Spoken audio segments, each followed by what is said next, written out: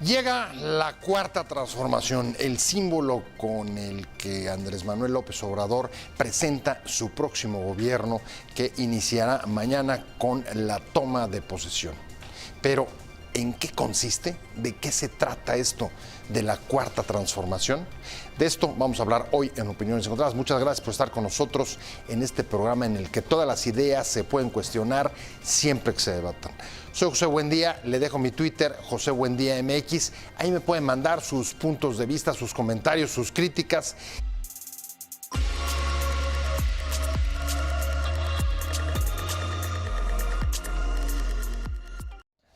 Expectación, interrogantes, temor, también alegría. Hay de todo en la víspera de la toma de posesión de Andrés Manuel López Obrador, que va a ser mañana sábado, primero de diciembre.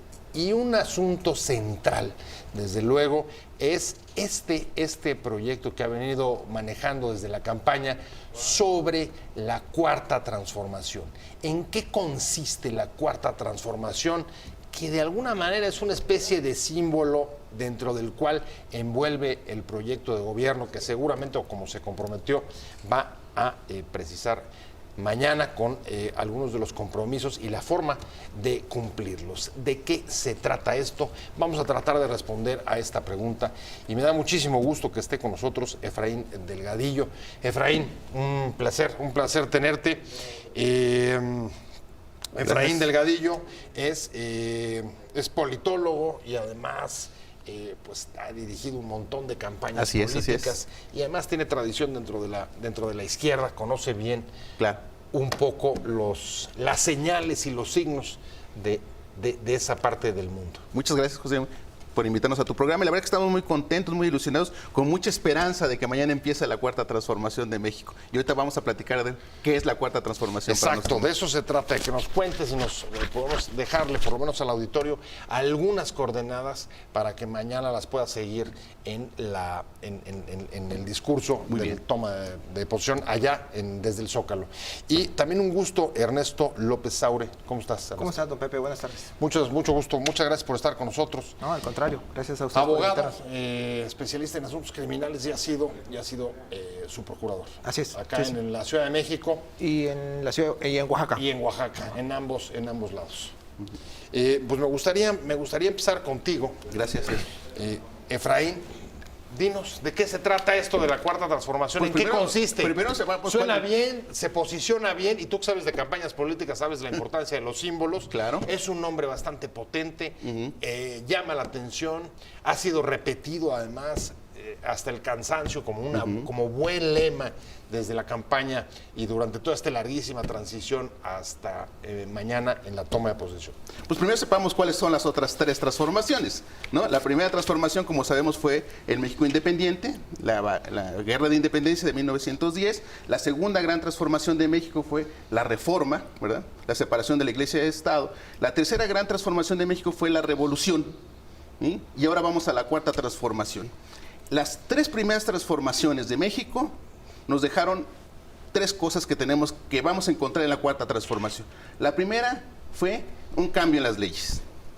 Pasamos de una monarquía, ¿verdad?, a un país libre. Un primer cambio. País independiente. País independiente. Durante la Guerra de Reforma, la ley de la batalla entre la Iglesia y el Estado, y con una invasión de por medio, la invasión de los franceses. De la Constitución de 57. La Constitución.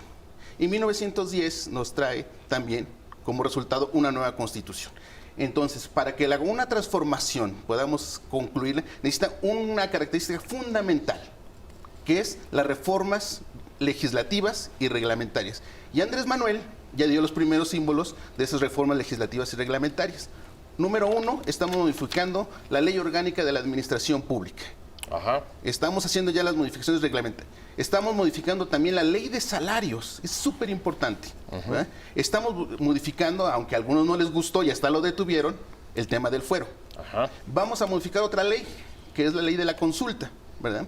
De algo que va a hablar aquí Ernesto sobre el tema de seguridad, también estamos modificando la ley. Entonces, se cumplió un precepto, que es las modificaciones legislativas y reglamentarias. Pero eso lleva como consecuencia modificaciones institucionales. Pasamos de ser gobernados por virreyes y reyes a ser gobernados por presidentes, un periodo ahí extraño de este señor que se declaró emperador, y pasamos también durante la reforma a una nueva institucionalidad del país, sin la iglesia, con el registro civil, con otras cosas, ¿no? Cuando llegamos a la reforma de 1910 también se crean nuevas instituciones, el Seguro Social, la universidad, un montón de cosas nuevas. Y en la cuarta transformación se van a crear también nuevas instituciones. Primero vamos a reducir el Estado, vamos a ser un Estado eficiente, socialmente responsable, socialmente incluyente. Estamos haciendo unas nuevas instituciones. La gran tercera cosa que vamos a ver en la cuarta transformación es el tema de un nuevo esquema de relación Estado-sociedad. Es súper importante. En la reforma de 1810 dejamos de ser súbditos, nos relacionábamos con el rey. Así nos relacionábamos con la sociedad. Cuando en la reforma de 1862 nos relacionábamos con la iglesia, con el Señor Todopoderoso. En 1910 dejamos de relacionarnos con el hacendado, con el cacique, con el dueño de las tierras, vidas y almas de todos. Y ahora nos vamos a dejar de relacionar con los caciques territoriales. Vamos a tener un nuevo modelo de democracia.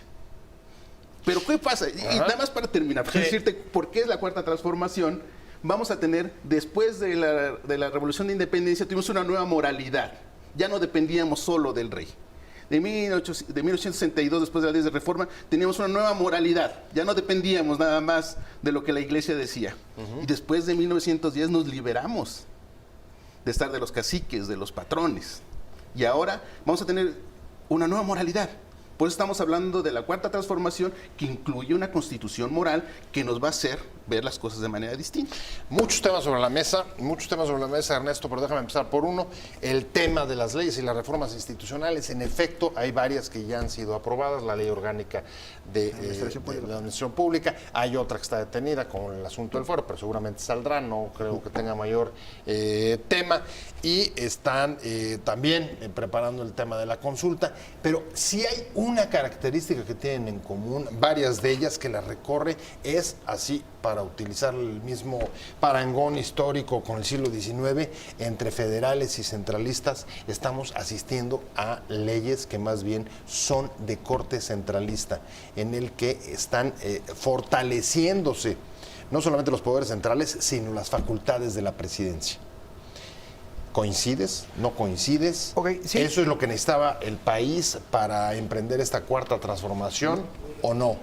A mí me gustaría plantear esto antes. A mí me parece que la transformación ya se está dando a partir del 1 de junio y creo que mañana asistiremos a los primeros 150 días de informe de Andrés Manuel y no a la toma de posesión. Parece que el actual gobierno federal dejó un espacio, un hueco de poder que fue poco a poco ocupado por lo que será la nueva administración. Parece que abdicó, para utilizar términos del 19, pero cuéntame, las leyes, ¿te parece que la cuarta transformación tiene un carácter más bien centralista? Sí, a ver, lo primero, diría, esa transformación, ¿qué implica? Implica, en primer lugar, inclusión social, ¿no?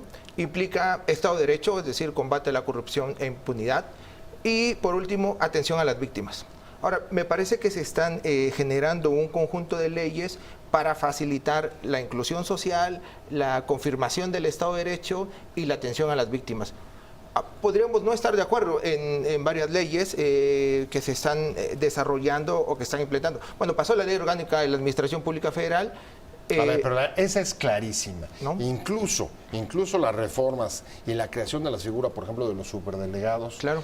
tiene un destinatario, y el destinatario es la construcción, digamos, de una red que va a depender directamente del Ejecutivo frente a el poder y las facultades de los gobernadores. No me voy a meter a la discusión constitucional, pero sí, por lo pronto, lo que estamos viendo es que después de los escándalos de los gobernadores, ¿Sí? ¿no? Bueno, Esta es una medida centralista. Algunas personas dicen que es una medida centralista. ¿Ustedes no lo consideran centralista? Vamos a ver qué está. Vamos a ver la realidad que Por ejemplo, teníamos. Ajá, ¿cuál es sí. la distinción entre que ahora exista un representante, solo para políticas sociales, porque tampoco el IMSS, el ISSSTE, la Procuraduría General de la República, una serie de instituciones especializadas va a tener que tener su representante? Pero antes por estado llegó a haber hasta 30.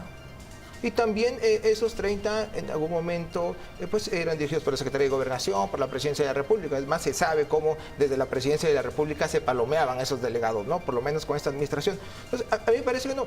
El tema es cómo se le establecen controles que tengan que ver con el Estado de Derecho y controles que respondan a una democracia. A ver, pero controles que van a estar en manos del Ejecutivo, de la Presidencia. Esto de la Cuarta Transformación es un símbolo, es un esfuerzo por insertar un gobierno dentro de un proceso histórico. ¿Cómo se come? ¿De qué se trata? Me quedé antes de irnos al corte con ambos diciendo, a ver, las reformas que ha habido hasta ahora en el periodo de transición han fortalecido al presidencialismo, la figura del Ejecutivo. ¿Por ahí pasa la Cuarta Transformación? Bueno, han fortalecido al Estado. Ajá. ¿Qué es lo que teníamos? Nosotros teníamos 2.300 delegados en el país.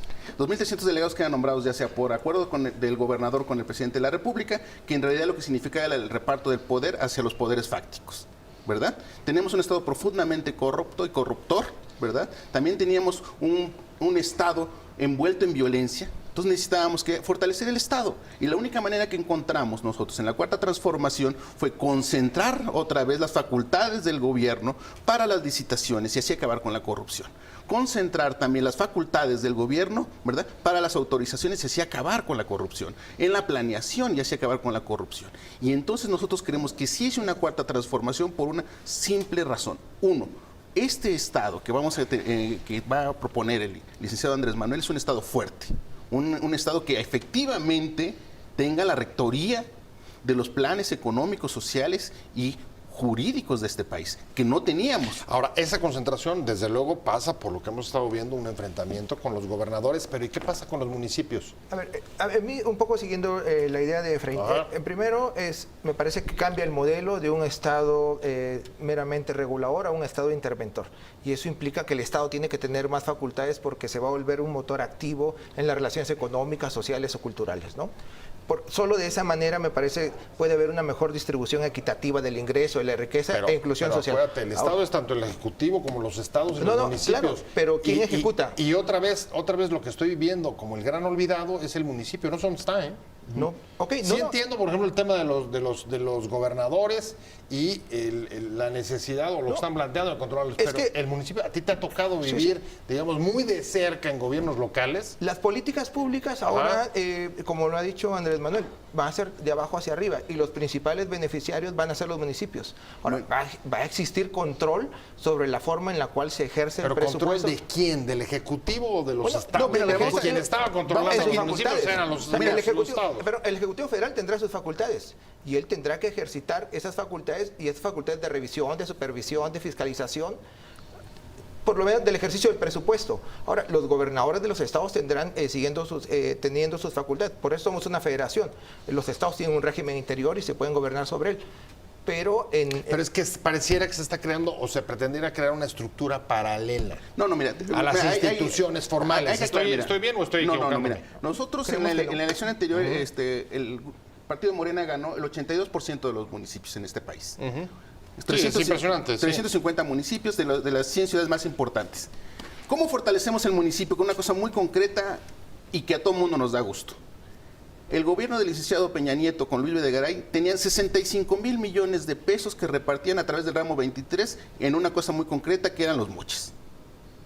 Y entonces los municipios no solamente veían vulnerada su autonomía, sino que además la veían prostituida por los diputados que andaban en los municipios diciendo yo te voy a dar obras siempre y cuando me des el 10%. Lo que vamos a hacer en esta Cuarta Transformación con la presidencia de Andrés Manuel López Obrador es desaparecemos esa parte del ramo 23, los 65,000 millones los volvemos a distribuir a través de un principio básico que dice el licenciado Andrés Manuel, piso parejo. Es decir, a todos los municipios les va a tocar una cantidad de dinero correspondiente a tamaño, población e indicadores.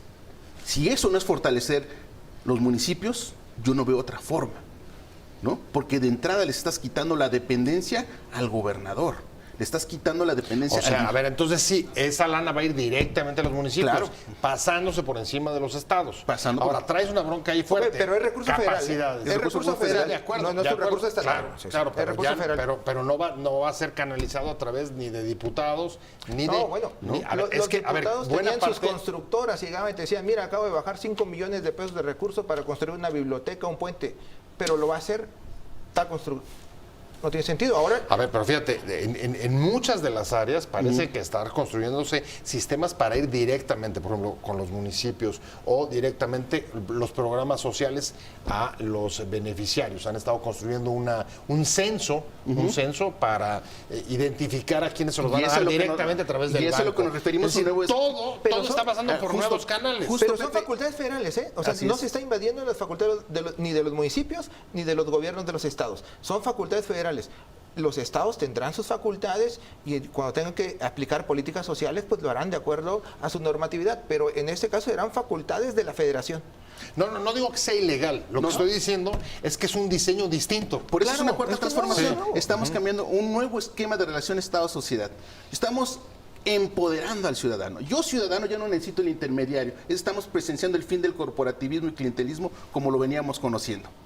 Por eso los sindicatos están tan preocupados, por eso los partidos están tan preocupados, porque además en esta elección en la que ganamos con más del 53% de la votación, acabamos con una cosa que es el tripartidismo. Y les tengo Sí, malas sí. noticias, que yo no veo a un Andrés Manuel de aquel lado. O sea, yo no veo a un opositor que esté encabezando una lucha en contra de esto que estamos haciendo, o a favor, o una oposición responsable. No, bueno, los mayores dificultades las ha tenido dentro de su propia coalición, ¿no? Por ejemplo. Digo, los últimos días, por lo pronto, buena parte de las Entonces, de los tropezones que, Estamos que viendo han habido, por una ejemplo, cuarta financieros transformación. ha sido ahí. Claro, estamos viendo una cuarta transformación. Un nuevo esquema de relación Estado-sociedad, nuevas leyes, nuevas instituciones y una nueva manera de ejercer el presupuesto. Ahora, mucha gente dice, es una pretensión muy grande la que tienen. Claro, pero también es un propósito. A ver, cuestiones concretas. Dime. Consulta, cancelación de Naim. ¿Qué simboliza eso? Porque está claro que es un gobierno que utiliza los símbolos. Lo platicamos un poco antes de entrar al aire. Claro, claro. Hace un uso, digamos, intensivo de los símbolos y vinculado sobre todo con la historia. ¿Qué simboliza, por ejemplo, el Naim? Bueno, O la consulta del Naim. O sea, la consulta Sí. es darle contenido democrático, contenido material a las decisiones de políticas públicas. Está claro. ¿Para enfrentar a los empresarios? Sí, O porque, sea, es una manera del poder político de, digamos, Claro. de fortalecerse para... porque un estado de bienestar, un estado social, es un estado fuerte, un estado robusto. Y eso implica que todos se tienen que someter al Estado de Derecho, todos los poderosos, poderes fácticos, los poderes políticos, el mismo poder del presidente de la República. Ahora, en tiene este que estar caso no es al sometido. Estado de Derecho, es a lo que manda la consulta. No, ok, pero...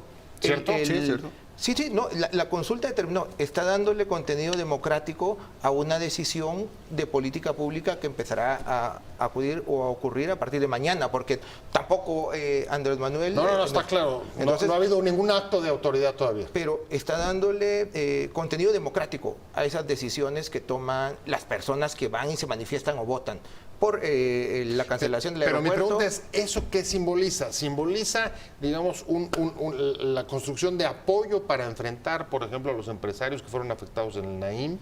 La cancelación misma del aeropuerto, ¿qué significa? Bueno, ¿Simboliza algo o nada? Yo voy a usar un término que tú mismo usaste, es Sí. el fin de la tecnocracia modernizadora. Ok. Es el fin de un modelo en el que no importaba la opinión del pueblo, sino que ante el principio mayor de modernizar el pueblo a través de un modelo neoliberal tecnocrático, vamos a hacerlo.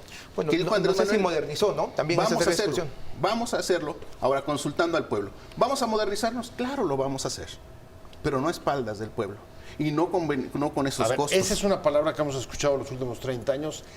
Un día sí y el otro también. Pero le he escuchado muy poco en los discursos del observador, modernizar. Modernizar y eficiencia. Son dos temas que no los he visto tan presentes. ¿Por qué? A ver, ¿Cómo se entiende la yo creo que sí. modernización en la cuarta? En estos primeros 25, 50 puntos y luego estos 25 que dio, a mí me parece que ahí están planteados claramente la optimización de recursos, la eficientización de los procesos, y eso implica modernización. Para que tú puedas optimizar recursos, eficientar procesos, necesariamente te tienes que modernizar, no puedes hacerlo con los instrumentos que tienes ahorita. Me parece que ahí está explícito el mensaje de modernización. A ver, modernización es igual a ahorro. ¿No? ¿No? ¿Es igual entonces a evitar corrupción? No, esas son partes de las funciones del Estado. El Estado tiene que ser por sí mismo honesto, tiene que ser un Estado transparente. O sea, la primera conclusión que podemos sacar antes de irnos a un corte rapidísimo es lo que viene es un fortalecimiento del papel del Estado. Papel del Estado. En eso sí estamos de acuerdo. Sí, ¿estamos de acuerdo? Una eliminación de la visión patrimonialista de la hacienda pública. Sí, y un fortalecimiento del Estado acabando con los poderes fácticos.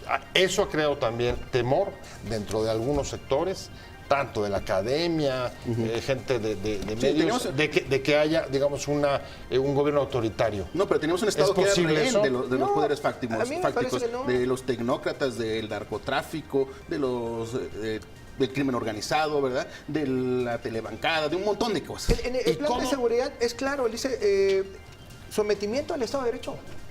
Ahí está claro. Y entonces todos los ciudadanos, todos los poderes se tienen que someter al Estado de Derecho. Entonces me parece que no tiene nada que ver con la arbitrariedad, con la violación al Estado de Derecho. Todos nos vamos a someter a las mismas reglas. Me quedan 2 temas para la recta final y regresiones encontradas. ¿Qué es esto de la cuarta transformación? Hay un tema ineludible, Ernesto, y es el tema de la seguridad. Okay. Hoy veía una entrevista, decía el presidente, a un electo, solamente bajo el gobierno federal hay 40,000 elementos, por eso me decidí por el ejército, y dice, y además el ejército no ha estado en seguridad pública, sino en operativos contra el narco, porque no se ha metido a los asuntos del delito. Es decir, vamos a tener al ejército persiguiendo delitos del fuero común. Eso es lo que yo entendí. Parece que no. Un poco. A mí parece que la cuarta transformación implica que el delito no solo se va a prevenir mediante más armas, pero va a haber mediante más policías y más patrullas. Hay un primer espacio que es prevención social del delito, que implicará combatir las causas que generan el delito. De acuerdo, pero todo eso es de largo plazo. Okay. Va a haber delitos y quien va a entrar por homicidios, robo, extorsión, a eso se van a meter, la Guardia Nacional. Quiero precisar lo de la cuarta transformación. Se trata de transformar estructuras sociales, y la única forma de transformar las estructuras sociales es reduciendo la violencia, tanto la que genera el Estado como la que generan los particulares, ¿no? Vivimos en un país que resuma violencia. Ahora, me parece bastante complicado también que el ejército ya está en las calles, pero ahora se va a formalizar contra el narco. No lo tienes persiguiendo delincuentes. Ahora se va a formalizar y el ejército va a prevenir, va a investigar y va a aportar información, pero solo lo hará en materia federal. No lo hará para los estados. Si los estados piden el apoyo, tendrá que decidirse si el ejército va a... En materia federal, secuestro. No, hay una serie de delitos federales, un código penal federal, y en todos los estados hay secuestro, extorsión, violación, homicidio, que serán los delitos que más impactan a la sociedad, ¿no? Pero ahora tenemos que transformar la institución del ejército. Está claro, y me parece que todos lo tenemos claro, que el ejército es una institución a la cual se le ha acusado de ser violadora de derechos humanos, o las Fuerzas Armadas participar en desapariciones forzadas. Me parece que el gran tema y el tema de fondo es volver al ejército un ejército de paz. ¿Y cómo lo haces? ¿Con el símbolo? Simplemente decir, vamos a ser un ejército de paz. No, tú eres especialista en símbolos. Ese símbolo no va a alcanzar, ¿eh? No, lo que pasa es que los símbolos significan cosas. Entonces, Andrés Manuel, hablamos de las 3 transformaciones. El primer símbolo usamos a Hidalgo y Morelos, que significa que todos somos iguales sobre la ley. En México hay 53 millones de pobres. En México tenemos una doble exclusión. Los muy pobres... Ese es, por el bien de todos, primero los pobres. Sí. Algo que ha desaparecido un poco del discurso, dicho sea de paso. No, porque hace rato que no lo uno de los pero 25 puntos de las políticas sociales, Manuel están las políticas sociales. sociales. Entonces, decía, tenemos una doble exclusión. 53 millones de pobres, 50 millones que no tienen servicios sociales, ni servicios de salud, ni nada. Y los muy ricos que tampoco usan los servicios sociales del Estado. O sea, hay una doble exclusión. Un símbolo significa es que todos somos iguales ante la ley. Necesitamos otro símbolo, Juárez, que significa que honestidad, austeridad, nacionalismo, ¿verdad? Cerrar los pinos, ¿qué significa? ¿Qué símbolo es? Significa que no queremos un presidencialismo corrupto como el que vivíamos, ni una oligarquía como la que teníamos, ni unos poderes fácticos llamada oligarquía. O sea, es un poco cerrar el Palacio de Invierno con los votos. Así es. En eso Así es. ¿Sí? Pero, ¿De eso se trata? Pero además lo hicimos con el 53% de la votación. Sí, O sea, sí, sí. o sea, y otro dato es que el más cercano perseguidor de Andrés Manuel ni siquiera llegó al 50% de los votos de Andrés. Ahora, aguas porque también la aprobación y el bono democrático no está siempre. Bueno, pero nos desgasta. amanecemos, pero hoy nos en la- amanecemos con el 70%. Sí, sí. Sí. En la medida además que las políticas públicas sean en beneficio de la sociedad, seguramente se va a mantener ese estándar de aprobación. O sea, el tema es que realmente... Por eso le urge. Sí, Por eso la urgencia. Tiene urgencia de dar resultados. Sí, pero además, primero los pobres, a mí me parece que está clarísimo, en la medida en la que se logre transformar las estructuras sociales, este país va a evolucionar y va a crecer a una velocidad, me parece que impresionante. Sí, pero hay símbolos que significan Ajá. muchas cosas. Por ejemplo, el modelo de quitarle los beneficios a los expresidentes no significa un modelo económico, no un modelo de desarrollo, pero simboliza una cosa. Bueno, Se van a acabar económicamente no es relevante. no es relevante, pero significa No. algo muy importante. No va a haber privilegios para los poderosos. Ese es el mensaje. Es un mensaje claro. Decías el nuevo aeropuerto. También significa algo, que es los negocios como los venían haciendo ya no van a ocurrir. ¿Verdad? También significa Y en eso. la práctica, ¿cómo se traduce eso? En concentrar, por ejemplo, hablamos otra vez de concentración en la Secretaría de Hacienda, básicamente toda la lucha contra la corrupción. Bueno, Sí, con las compras consolidadas. en el tema de las licitaciones, ¿no? Sistema Nacional de Anticorrupción, Fiscalía Autónoma, eso quedó de lado. Sí, Bueno, pero todavía está pendiente la Fiscalía, no se ha discutido. No, bueno, pues ya estamos. presidente. Hasta donde vamos no es autónoma. ¿No? Lo ha aprobado por el Senado. Bueno, está pendiente. En el proyecto Falta. se señaló que era una fiscalía autónoma en el sentido de que la persona que va a estar encargada no va a obedecer los designios del poder y nunca más va a haber una procuraduría que sirva Sí, pero para a ver, someter ¿quién a los te poderosos. ¿Quién te pone, te quita? Ok, no, a mí me Quien parece te no. pone, te quita, pero tiene aquí una hay un injerencia candado. sobre ti. Será el Senado. Lo que sí hay que hacer es, la Procuraduría hoy es una institución disfuncional. No resuelve nada. No, bueno, eso lo tenemos claro. Entonces, bueno, hay que otra vez transformar las estructuras sociales implicará Y mira la que tú Procuraduría. conoces la Procuraduría. Sí, o sea, me Sí, parece que pero, es instrumento disfuncional.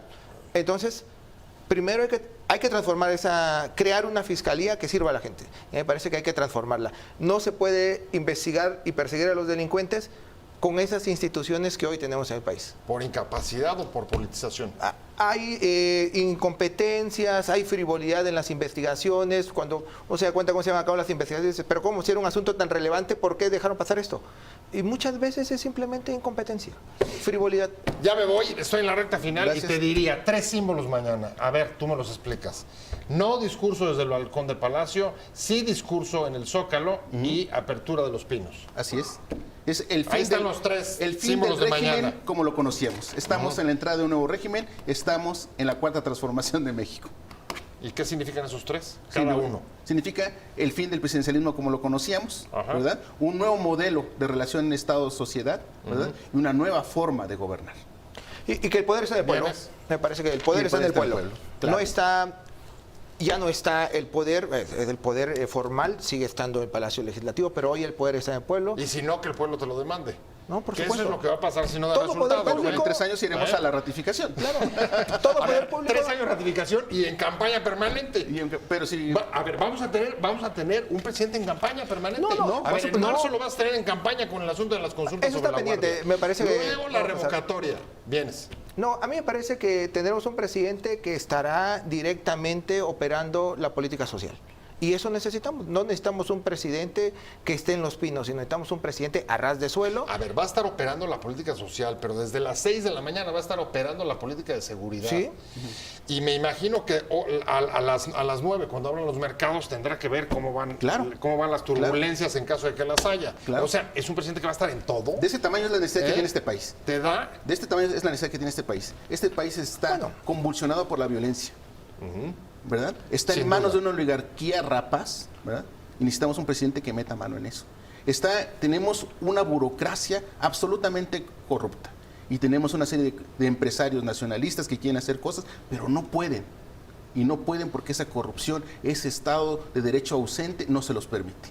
Así necesitamos un presidente y así necesitamos todos los mexicanos colaborar en la cuarta transformación. Eso es lo que necesitamos. De ese tamaño es el reto. Por eso dicen, es muy pretenciosa la cuarta transformación, pero es el propósito más grande que pudiéramos darnos esta generación, la tuya, la nuestra, la de todos. Muy bien, pues les agradezco mucho. Un Gracias. placer haberlos tenido. Efraín Delgadillo, politólogo y además especialista en comunicación, en campañas de comunicación. Gracias. Muchas gracias, No, gracias Efraín, a ti. por estar con nosotros. Gracias. Y muchísimas gracias, Ernesto López Saure. Muchas gracias. Un placer, Igualmente. placer haberlos tenido a los Buenas dos. noches. Muchas gracias, Buenas noches. que les vaya muy bien y muchas gracias a ustedes.